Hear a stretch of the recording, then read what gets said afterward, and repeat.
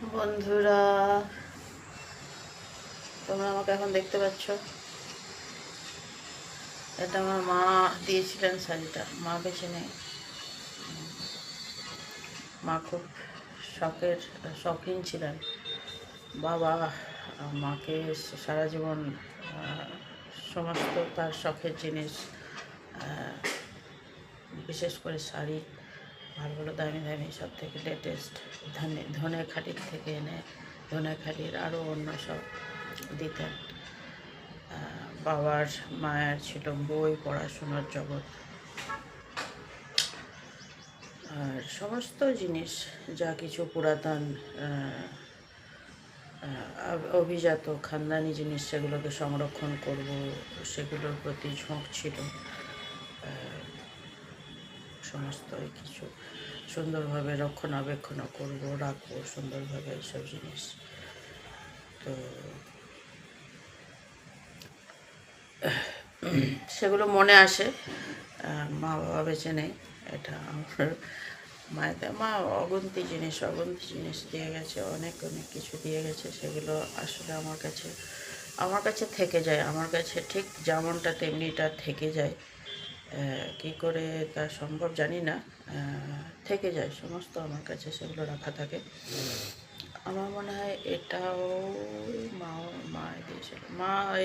মা দিদা ঠাকুমাদেরকে খাওয়াবো, কাউকে দেয়া। পুরনো প্রসেসগুলো এত ভালো ছিল, আমরা হারিয়ে ফেলি। সেটা অনেক মূল্যবান। এই যে বারবার করে আমরা একটু মনে করি, সেটাই অনেক বড় কথা। সেটাতে মনটাকে আবার আমরা নিয়ে আসি, আবাহন করি জীবনে, সেগুলোর ধারাবাহিকতা, চলমান আবহমান কালের যেগুলো শিক্ষা সংস্কৃতি, সেগুলোকে আমি যেন ভুলে না যাই। সেগুলো আমাকে খুব একটা অন্যরকম আজকে যে অনুভূতি দিচ্ছে, কি বলবো। অনেক কিছু পালন আরও আমি যেন ভালো করে করতে পারি।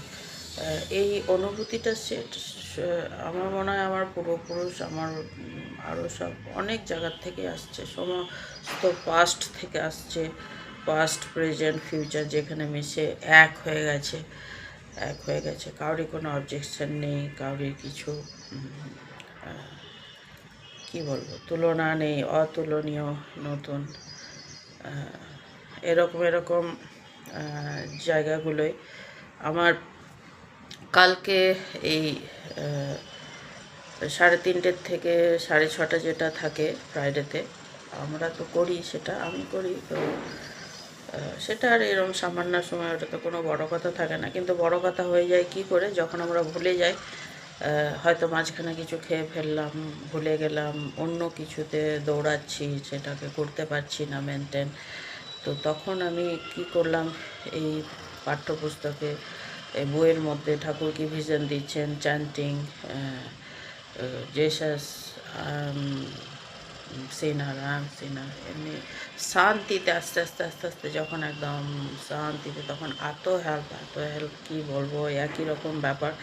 অদ্ভুত ঈশ্বর অদ্ভুত সে হেল্প এনে দিলেন। তারপরে ছেলের ছুটি ছিল, সে কিছু খেতে চাইছিল। আমরা একটু সময়টা টেনে দে বাবু, টেনে দে। তো টেনে দিল। তাহলে অনেক মঙ্গল হবে, ভালো হবে, আশীর্বাদ পাবি, দেখবি। তো এরকমভাবে যদি আমি প্রপার ওয়েতে করি, তো একটা কম সময়ের মধ্যে আমি যে কোথায় পৌঁছে যাব। সাইলেন্সে গেছিলাম, সেখানে সমস্ত ভুলে গেছিলাম, মনে থাকতো না, কিছু মনে ছিল না, একদম অন্য প্লেসে চলে গেছি, মনে হচ্ছে পাস্ট একদম ইরেজ টোটালি। তো সেটাও হয়তো অনেকটা খতরনাক থাকে নাকি জানি না।